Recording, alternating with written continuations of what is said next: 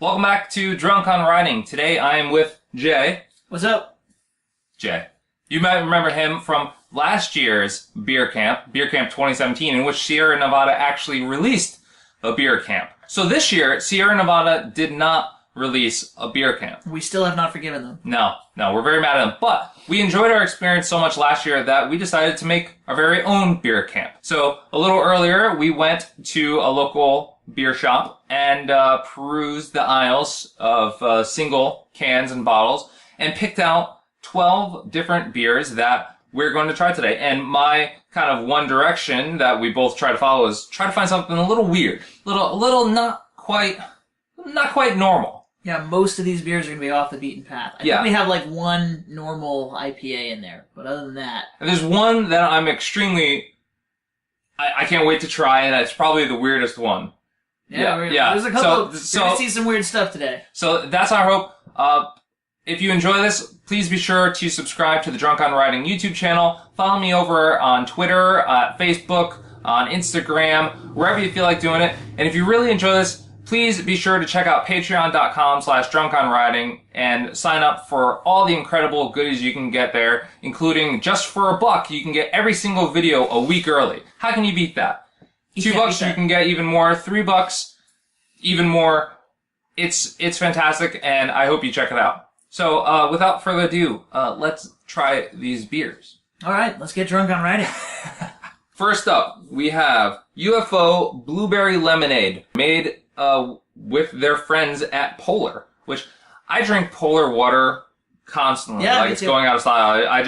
Blueberry Lemonade happens to be one of my favorite flavors that they put out. So the fact that UFO put this out with Polar is just unbelievable. It sounds like it's going to be a great kind of summery beer. So this is a 4.8% alcohol by volume beer, and it tastes like a seltzer water. It does, yeah. It tastes very similar to a seltzer water. It definitely has that sort of weedy taste, like the aftertaste is very weedy, but it's very like fruit forward, very seltzer reminiscent. I can definitely taste the lemonade inspiration. Yeah. Yep. The blueberry is more kind of in the forefront. Yeah, I'm getting the blueberry. Yeah. Yep. Not so much a lingering flavor, though, I would say. No. You kind of get a lingering tartness. And the beer flavor lingers in the aftertaste. The wheat beer is definitely more noticeable as it sits on your tongue. Mm-hmm. Good beer to start off with, I would say. Yeah, it's not bad at all. Here's our second pick. We've got Oyster Bay Brewing Co. Honey Ale, made with real honey. So what attracted you to this one? I don't know. The can looked kind of cool. I like the colors on the can. Mm-hmm. It's like sort of like cool golden color, and I like honey. And honey's good. I thought this is something I haven't tried before, so why not give it a shot? Cheers. It's got that nice foamy head to it, which is nice. Good smell. You can smell the honey coming off it, yeah. Very malty. Wow. Yeah, that's got a lot of... It's very malt forward. Wow. Wow. I don't taste any of the honey in the flavor. Oh, I taste a little bit. Really? There's definitely... Yeah. There's like a deep sort of honey in there. Where? You gotta do it like a wine taster. You gotta like... I'm not spitting the sucker out. No. I mean, you gotta aerate as you drink it in. You gotta kind of like slurp it a little, and it mixes air in with the beer, and it spreads it over your palate. I don't like drinking beer like that. No, I mean, I don't suggest it like in a bar or anything, but like, you know how annoying that would be? No, but that's how wine tasters do it. They're like, you aerate it. Wine tasters, they're the coolest people around too. Yeah, oh yeah, they're so cool. Beer number 3 is Ballast Point's Nitro Red Velvet Ale. I don't know about this one. I like it. There's a smoothness to it from the Nitro that almost calls the frosting to mind. Because you get that sort of vanilla. That's true. You do kind of get the frosting-ish to it. For a red velvet cake, do you use cream cheese frosting? Yeah, usually. Yeah. So I feel like you definitely taste more of like that frosting thing than you do like any kind of chocolate. I don't really taste any chocolate. There's a little bit of chocolate, I think, on the back end. Really? But I'm kind of missing it. I'm almost getting like almost kind of a cinnamony aftertaste.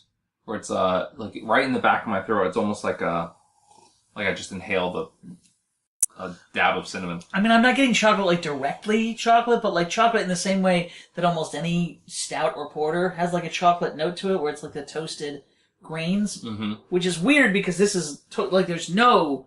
I know toastiness in the color. That's what I'm saying. Very light colored. The lightness of this. I don't know how they get the stout taste. But I'm missing the chocolate. I think there should definitely be more chocolate. I agree with you. There should be more chocolate. Yeah, it's just flavor-wise. I am glad that the beets. Lacking. They don't pull a lot of flavor from the beets. No, there's no flavor from the beets. It's just the coloring. That would be.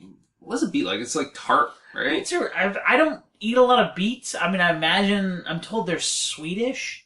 Really? Like sort of sweet, but. I guess it's I really don't. I don't eat beets.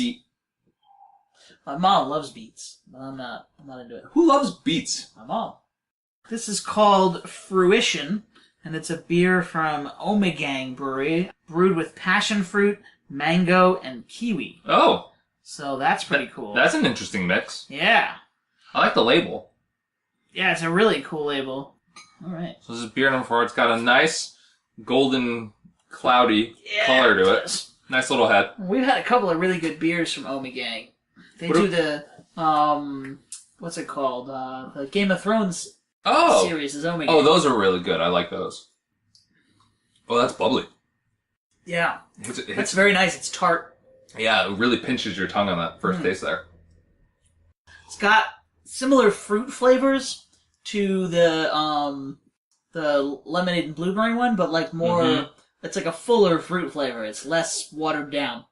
Yeah, this doesn't taste at all like a seltzer. It's not light bodied. This is a full bodied fruit beer. It's nice. It's very nice. I would say without a doubt, this is definitely the best beer we've had so far today. I would agree with that, 100%. Yeah, good pick. Good pick.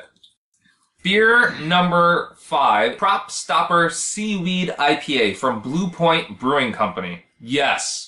This is exactly what Beer Camp is about. Trying the weirdest friggin' stuff that we can find. And I can't think of anything weirder than Seaweed IPA. I think this is probably our weirdest beer today. Yeah, we got a couple other... We got a couple of weird ones, but this might be the weirdest. Yeah, this... And, based on the descriptor at the store, I didn't think it actually had seaweed in it, so I had to stop and read this little marketing speech, which I'm really glad I did. Salt. Yes, you could definitely smell it, which is why I said it's going to be a very interesting drink. I'm a little worried about this, because now I don't mind a little bit of salt in a beer, like a Gosa is a little bit salty, right, on purpose, but I don't know. I'm a little nervous about this one. I feel like seaweed could be a little overpowering, and the fact that you can smell that much salt right off the nose of it is a little worrying to me, but I'm keeping an open mind. It smells like somebody poured a little bit of the ocean into it. It does. And I love IPAs, so I'm hoping that the IPA is going to balance the salt. We're going to find out. Huh. That's very good. That's very good. That is surprising. It balances really well. It does. You don't taste the salt as much as you smell it. No, the salt is definitely in the smell, but when you taste it, it doesn't taste like a normal IPA either. It's exactly what it says on the can. The bitterness and the sharpness from the hops is really balanced out, and if that's from the salt, then it's doing exactly what it's supposed to do. People should totally do this more often. I mean, seaweed, natural growing thing. Just kind of pick it up. Yeah, it grows constantly. It's a weed. It's like a certain other weed that they should be doing more with. But this is, I like this. That is nice. And it's nice that the standard IPA is very nice. Like, it's just nice to have an IPA somewhere towards the middle here. Because we're very familiar with what that flavor profile is. Sort of gets you and for a reoriented. A 7.7, this is very, very well balanced. Is it a 7.7? Yeah. You can almost not taste the booze in this. Like, right? This is very mild. Let me verify. I think that's what it said. Yeah, 7.7. It's not overpowering at all. Like, it's very subtle. This is a really well done beer. If I tasted this without knowing it was a seaweed beer, I would have no idea it was a seaweed beer. No, not at all. Really, the only kind of oceanic note about it at all is in the nose. And honestly, I really like this. Now, okay, I said the last beer was my favorite. I think this is my new favorite already, right off the bat here. Yeah, I would rate this very highly. I think it's pretty good. I would rate this very similarly to how I rated. I love doing It's beer a much camp. different. Yeah, beer camp is great. All right, we are on beer number 6 of 12. This is Two Brothers Domaine DuPage French Country Ale. The color on this is beautiful. Yeah, it's gorgeous. Kind of this dark, like coppery amber color. Like you expect like the Jurassic Park. Oh man, you can mosquito smell to be the stuck in malt there. on that. Wow, that was not a flavor I was expecting. Well, similar to what I thought. Yeah. Not as malty as it smells, but there's definitely like a malt overtone to it. Very kind of like caramel, toffee kind of flavor. It's definitely got a sweetness to it. Yeah. I would agree with the caramel toffiness to it. I'm not getting a lot of hops. No. There's a slightly bitter finish. Maybe that's what they're talking about. That's what I was thinking, bitter, and I was trying to think, is that the right word for this? Is it bitter? Just the finish, like the last note is a little bitter. And that's what you want in a good beer, though, right? Is that you want... Yeah, it's definitely not a bad bitter. It's enjoyable. Well, it's very nice. So this is beer number 7. Ballast Point, a second Ballast Point. For some reason I didn't realize I picked 2. But I'm excited because this is the Moscow Mule Ale. I like this one because I like Moscow Mules, but it also has like this Russian dude on it. Yeah, like Ballast Point is always cool. They have these weird skeleton dudes on all their beers. Yeah, that's a cool looking label. And yeah, I was just all about it. So here's hoping this is good. Cheers. Oh, you can smell it. The ginger. It's totally a Moscow Mule. The lime, yeah. Too limey? Yes, Yes. Immediately Yeah. too much lime. Yeah. Oh yeah. Like, that's going to be hard to get through. Yes. Yeah, this is And we'll soldier on, because we're professionals. Yes. But Absolutely. But this is not what a Moscow Mule tastes like. No. It's not that much lime. This is way too much lime, not enough ginger. Oh, I don't like this one. No, it's definitely, No, it's this kind of is like, too you gotta much. choke it down. Yeah, this is too much. Oh. Alright, so... Sorry, Ballast Point, you missed on this one. Yeah, you really messed up on this one. Hopefully this is the worst of Leaves the a batch bad here. taste in your mouth. It does. I do not. You know what this tastes like? It tastes like the Tostitos, the lime Tostitos. Yes, it's exactly what it tastes like. Yeah. A hint of lime. Yeah. Where In it's like beer you form. just dip these chips in lime juice. Is what Yes. I did. This is not a hint of lime. No. And it's like salty too. Yeah, it is. It tastes like a bad margarita. Alright, this is beer number, what are we on? 8? We are on 8. Yep. This is Southern Tier Brewing. New Skool. That's Nuskool. Oh my god, they're so Because they're cool. punk. Yep. Yeah. All right. So New Skool IPA. Let's see Cheers for this one. I like the color on this. It's like kind of a light golden color, which is it's a little lighter than you normally see with an IPA. It is. How much head to it? No, Pretty light. but it's got a nice carbonation. You can see the bubbles coming out. Mm-hmm. Oh, the pineapple comes through. Like the tropical notes are really there. Pineapple is right off the bat. Yeah. Very, very much on the nose there. It's just like... But slap not you in the a face bad with way. Not like the lime from before. it. No, it's not... The... God damn you, Jed. So, beer number 9. Yep. We got another Southern Tier. Southern Tier... What was the other Southern Tier? The one we just had, the New Skool, was also Southern Tier. Dang it. Well, Southern Tier, Blackwater Series, Thick Mint Imperial Stout. This looks like a stout. I don't know if you can see this. Last time we had a stout, it was red and clear. This is dark black. You cannot see through it. This is impenetrable. This is what I would expect from a stout. And it smells like chocolate and mint. I'm so super excited for this beer. Oh my god, it smells like a Thin Mint. I'm such a fan of Thin Mints. They are my favorite Girl Scout cookie. I put them in the freezer. This is fantastic. Oh my god, it's so good. Fantastic. It's a Thin Mint beer. Wow. I would cancel the rest of this beer camp and just have another 4 of these. This is drinking a Thin Mint. This is taking the box of Girl Scout Thin Mints, pureeing it, throwing in some alcohol, and feeding it to you. Everyone should try this. Oh my if you God, like yes. Thin Mints, you should drink this. Which, if you're human, how do you not like Thin Mints? Yeah. Who doesn't like Thin Mints? Yeah. So try this beer. Freezer. Oh my god, they're fantastic in the freezer. Yes. Yes. Oh, now I want some Girl Scout. Why don't they sell them all year round? I don't know. Dang Girl Scouts. This is Old Tom Robinson's Ginger Ale with ginger root and pear juice. Now, the bottle looks really cool, which is why I picked it. And it smells very nice. It does. But I don't know if you can see this. Yeah, you can see this. Yeah, you can see that. I took a picture. There is a lot of sediment in this beer. It's definitely not. Look at that sedimentation. Oh, that's not good. Oh that makes me not feel good about this. And Well, why is there so much? So it's not filtered, obviously. It just has been probably sitting for too long.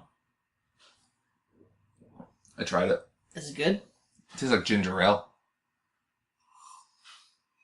It does taste like ginger ale. Yeah, that's not... I mean, it's fine, but I don't want to risk drinking the whole thing, because I don't know what any of this crap floating around in it is. I say we try to filter it. If you want to try it... I say we filter it and try it. Go ahead. You don't want to do it? No, go ahead. Yes, we'll try it. Yeah? Alright. We're gonna come back, and we're gonna filter it, and see what we say. We're gonna get rid of all the sediment in it. So, yeah, we'll be back. What kind of filter do you have? Alright, so, YouTube, we'd like to clarify.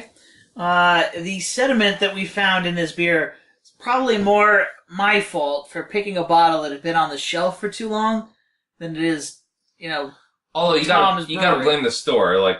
Yeah, the store kept it on the shelf for too long. Yeah. But what I'm trying to say is it's not the beer's fault that we got a bottle that had been a little bit sedimented out. The beer smells good. Yes, it smells good, it tastes fine. We Yeah. ran it through like a sieve, like a filter, and it seems to be fine now. There, you can still see tiny little bits of sediment, but it's not nearly as chunky as it was No, not at all. before. So we're going to go ahead and drink this and see what happens.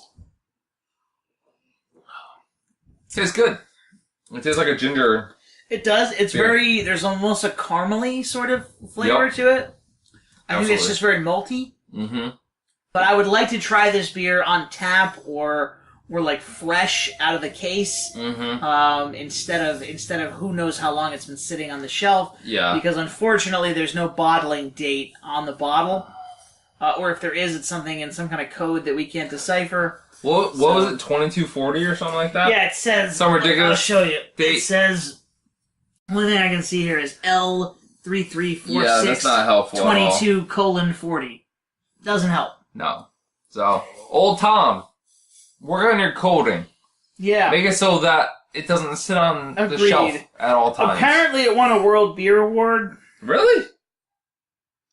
Wow.